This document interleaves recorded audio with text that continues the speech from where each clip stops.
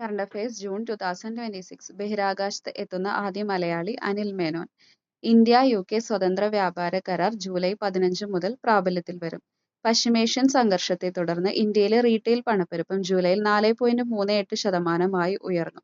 പ്രധാനമന്ത്രി നരേന്ദ്രമോദി ജൂലൈയിൽ സന്ദർശിച്ച ത്രിരാഷ്ട്രങ്ങൾ New Zealand, Australia, Auckland.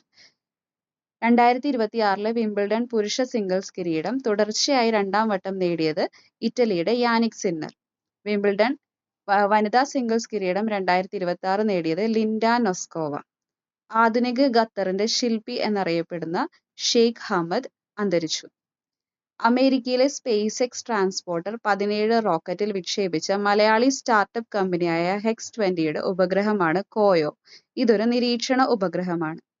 INS Mahendragiri എന്ന തദ്ദേശീയ സ്റ്റെൽത്ത് യുദ്ധക്കപ്പൽ പ്രതിരോധ മന്ത്രി രാജ്നാഥ് സിംഗ് ജൂലൈ 11 നാവികസേനയ്ക്ക് കമ്മീഷൻ ചെയ്തു. കേരളത്തിന്റെ പുതിയ തെരഞ്ഞെടുപ്പ് കമ്മീഷണർ N. ശേഷാദ്രിനാഥൻ.